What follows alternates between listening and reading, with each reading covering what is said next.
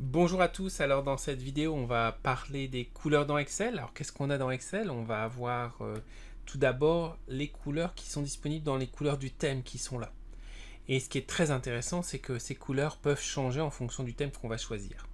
Donc par exemple, je vais me mettre ici, je choisis un style de cellule que je choisis dans le thème, comme celui-là, puis je vais mettre un autre style de cellule et encore un autre style de cellule comme celui-ci.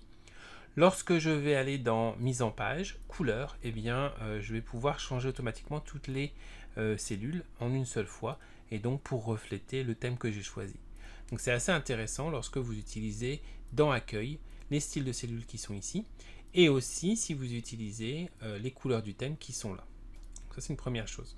Une deuxième chose, si vous prenez par exemple égal tableau aléatoire, on va faire 10.10, j'appuie sur entrée, voilà, donc ça me crée une formule dynamique matricielle, c'est uniquement sur 365. Je peux ensuite aller chercher une mise sous forme conditionnelle et je peux aller chercher un beau dégradé de couleur comme celui-là. Alors ce dégradé de couleur, à ma connaissance, n'est pas lié aux couleurs du thème, donc ce sera indépendant, ce qui est peut-être pas plus mal d'ailleurs. Par contre, sera recalculé à chaque fois que j'appuie sur F9 puisque le tableau est calculé avec des valeurs aléatoires. Autre exemple encore, lorsque vous utilisez les thèmes de couleurs, eh bien, les graphiques vont suivre aussi. Alors si je prends ceci, je vais insérer un graphique comme ceci. Est-ce qu'on aurait un graphique qui soit sympathique? Il faudrait avoir plusieurs colonnes. Voilà, ça ce sera beaucoup mieux. Donc par exemple, je prends ce graphique-là, et lorsque je vais aller dans mise en page, couleurs, eh bien, vous voyez que le graphique change automatiquement en fonction des couleurs qu'on a choisies dans le thème. Donc vous pouvez vraiment faire beaucoup de choses. L'utilisation la plus avancée que j'ai vue, c'est dans une entreprise où ils avaient un thème qui était spécifique aux couleurs de l'entreprise, et on retrouvait ce thème-là sur PowerPoint, sur Word, sur Excel, puisque c'est un thème Office. Donc on peut pousser assez loin la personnalisation. Alors, autre chose aussi qui est intéressant, donc j'avais fait un petit code de VBA que vous pouvez retrouver sur mon site. Je l'ai transformé aussi en petite macro complémentaire comme ceci, ou complément. Et donc ici, on peut choisir la couleur qu'on voudrait voir apparaître. Donc par exemple, j'ai un dégradé de bleu sur mes feuilles et je vais appliquer. Je peux changer aussi la langue pour du français. Voilà. Et je peux aussi choisir le dégradé que je veux. Je fais un double clic ici, je choisis ma couleur. J'applique. Voilà. Donc des petites utilisations assez sympathiques.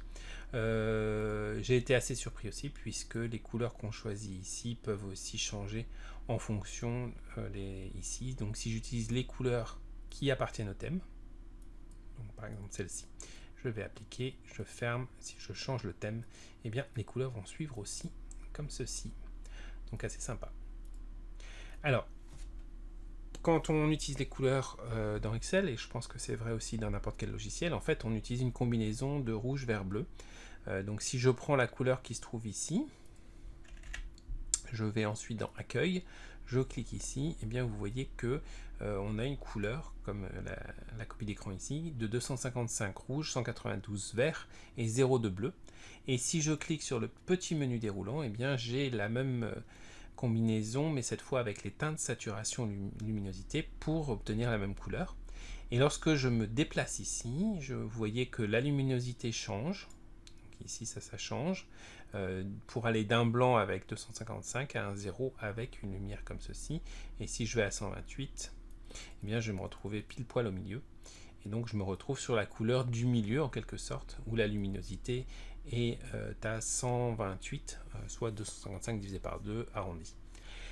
Alors, ce qui m'intéresse, c'était de regarder un petit peu les choix des dégradés de couleurs qui sont faits dans les couleurs du thème ici.